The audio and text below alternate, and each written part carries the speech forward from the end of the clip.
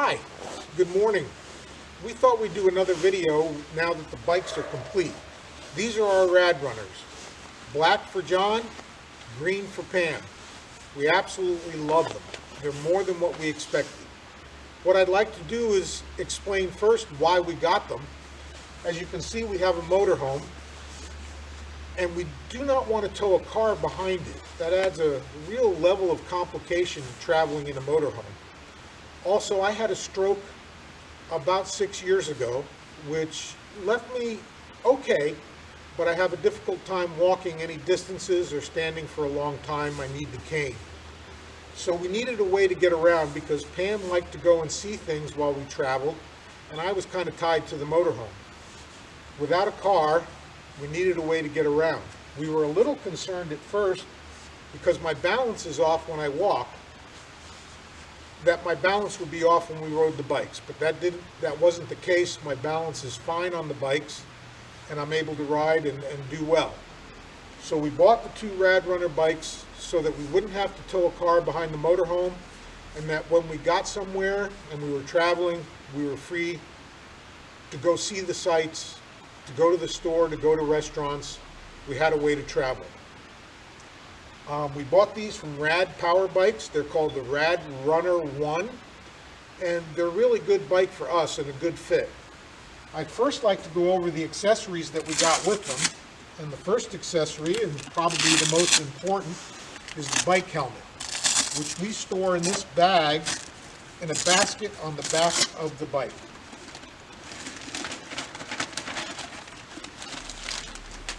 We got green for Pam to match her bike, black for me to match my bike.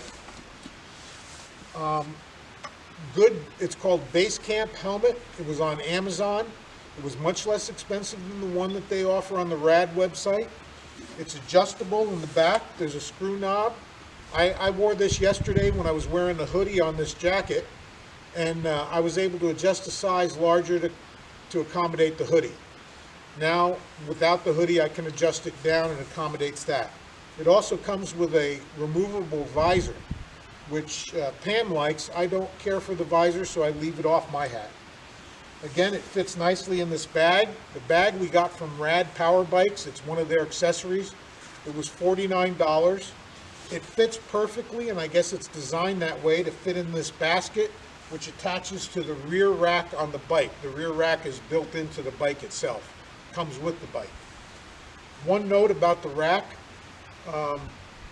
it came with the wrong hardware. The bolts that came with did not fit all the way through the basket, and the rack had no nuts to go on the bottom, so we had to go out to the hardware store and buy longer bolts with lock nuts to fasten the basket to the bike. I called the Rad helpline. I explained the situation to them. They were very helpful. They got the right hardware in the mail to me the same day, because these bolts are a little too long and I'm afraid we'll catch stuff on them and it doesn't look quite right. I'd like to have the right hardware to go with the basket. They got it out in the mail to me the same day. It's on the way, and as soon as it comes in, I'll change it out, put the correct hardware on the basket. The basket, I think, was $89, a little pricey, but I like having the factory-made accessories to go with the bike, so I paid the price. Works out really well when we're riding the bike and wearing the helmet. That leaves us extra storage space for stuff we may have purchased while on our rides, since we don't store the hat in the bag while we're riding the bike. And this is a close-up of the basket with the bag in it. It's got reflective tape on it. Fits perfectly to the bike. The next thing I want to go over that we bought, the seat that came with the bike had very thin padding on it. It did not have any suspension. The bike does not have any suspension, so you felt every bump right up through your spine when you were riding the bike. We decided to upgrade because didn't want to have that discomfort while riding, and we didn't want to hurt our backs. So we bought a Bikeroo gel foam suspension seat off Amazon. Originally, we got a shock absorber seat post to go with it, but that made the seat way too high, and we couldn't touch the ground with our feet when we stop the bike. So we went ahead and got a standard bike post, which goes all the way down for Pam, a little bit up for me, and they're perfect. Perfect height. They have the extra gel foam, like I said, or I guess it's memory foam. And it's got the spring suspension. That solved the problem. I took the bike out on a dirt road yesterday. A lot of bumps, and I didn't feel them at all with this seat. So it was a good buy. This is a close-up picture of the Bikeroo seat. As you can see, plenty of padding. Spring suspension underneath makes for a very comfortable ride. The next thing that we bought was the center console from Rad Power Bikes. It's one of the accessories. It's $99. Again, it was a good buy. It gives us a lot of extra storage on the bike. We put our locks, all of our locks for the bike, which we have many, into this, and it still leaves, and our toolkits, and it still leaves room left over for more storage if we buy something and we want to secure it inside. One problem with this, the bike is a step-through bike, which makes it easy without the console to get on and off. My right leg was the one affected by my stroke, which made it difficult for me to get my leg over the top of the bike and remain stable while I did it.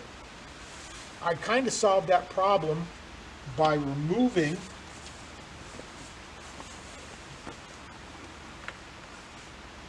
the top to the console before getting on the bike.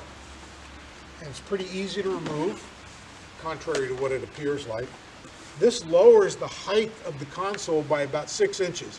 Makes it a lot easier for me to get my leg over the top of the bike. I do see at some time in the future, when I'm not able to do that, having to remove the console and make it a true step-through bike. For now, it works fine this way. I take my time and I'm very careful getting on and off the bike, and it seems to work. This back latch is a little difficult to get on and takes 2 hands. The console has a cup holder in it. A decent sized water bottle doesn't fit, so you have to buy something that's custom sized to the hole to get it to fit. It has a phone holder in it as well for a smartphone. I don't use that simply because I want to use my phone as a GPS while we're traveling to find my way in strange places, which is where you usually are. I use Maze on the cell phone to go ahead and use as my GPS to find places. Close-up of the center console. You can see the cup holder and the place for the phone. We really like this feature. That brings us to the cell phone holder, which is the next accessory we bought. Rad offers one on their website, and while I like to use factory-designed accessories on the bike, it seemed to be a bit much for me for what it was intended for. It's got a screw-down clamp on it. It's metal. It seemed like a lot to go through simply to put your phone on the bike. So what I got instead was one like we have in our cars, which you set the top latch and the bottom latch to fit the size of your phone, and you leave it. And it has latches on either side. With the press of a button, they release, and you can remove the phone from the phone holder. To put it on, simply put it between the top and the bottom latch, close these latches, which are ratcheted closed, and the phone is secure. Again, yesterday I was on that bumpy road, dirt road. It held the phone fine. At no time did I fear that it was going to come off. So on Amazon, again, they're about $20. It's just like the one we have in the car, in the motorhome, to hold the phone, so it's something we're used to. The next thing I want to discuss is the display. The bike comes with a small display that's mounted up here on the handlebars that indicates battery level, pedal assist level, an on and off button for the bike, and an on and off button for the light. And that's all.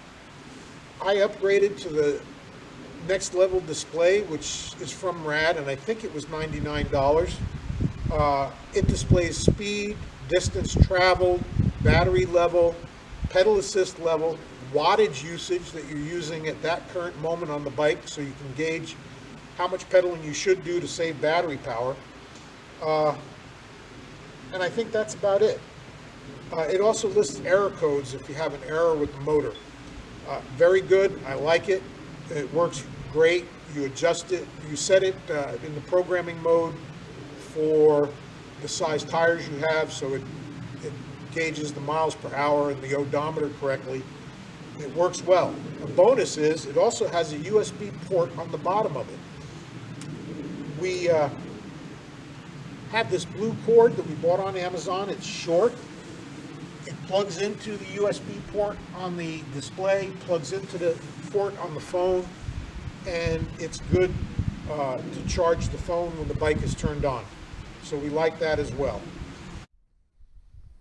And here's a close-up of the phone holder and the display. As you can see on the display, it's got an odometer, speedometer, wattage usage, indicates USB, that something's plugged into the USB port, pedal assist level, and battery level. The phone holder, like I said, press the button, releases the side clamps, put it back in, squeeze the side clamps together, and it holds down the phone quite well. The next thing we bought was the Rad mirror, side mirror. It sticks out far enough so that you can see adequately behind you. It was on the Rad website. It's $29. Again, I like using the factory design stuff for the bike when I can. One more thing on the display. To turn on the lights, you press the mode light and the up arrow at the same time. It turns on the front light. It also turns on a rear light, which works as a brake light as well. So that's another bonus to the bike as a safety feature. The next thing we want to discuss is this front basket. I was going to go with the Rad front basket, which is $89 a piece. It's designed for the bike. It mounts to the, it's got 4 mounting bolts that mount it to the front of the bike. And then I was going to take this basket, which we bought on Amazon, and put it in that basket. This way it would facilitate easy removal to go in and go shopping. We bring it out, just set it in the basket. It would have required some kind of bungee cord or something to fasten it to the Rad basket to make it work. Fortunately for me, they were out of stock on the Rad website, so I did not buy them right away. And when these baskets came, I didn't think the hardware that came with the baskets was going to work on this bike to attach the basket to the bike. But it did, and it worked quite well. It fit like it was made for the bike. Consequently, you lift up on the handles, you can remove the basket from the bike, carry it into the store, especially here in New York where they don't give out bags. And a close-up view of the basket. Lift the handle and it unlocks from the bracket. Basket pops off. You can see the bracket there. Place the basket back on the bracket. The handle will lock into place, and lower the handle, it locks into place. One thing that we had to get to go along with this, it's on the way. When I was on that dirt road and it was bumping up and down, the handles flew up and the basket came off the bike. To handle that problem, we went and ordered cable management ties that loop around, and they have like a little belt buckle that feeds through itself that will lock it to the basket. Then it's got a Velcro left over that will flip over and lock to itself, which will secure the handle down, so hitting any bumps, they won't fly up. They won't fly up and the basket won't come off the bike.